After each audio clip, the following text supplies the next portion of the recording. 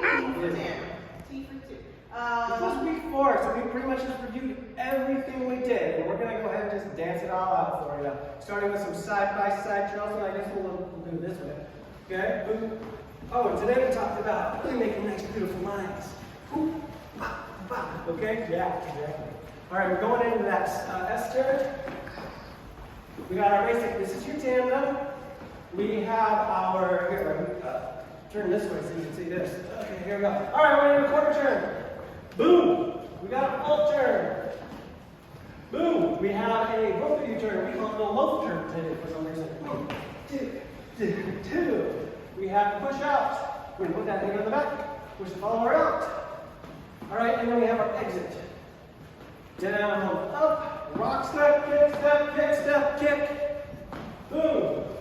And that's what we did. Stop following me.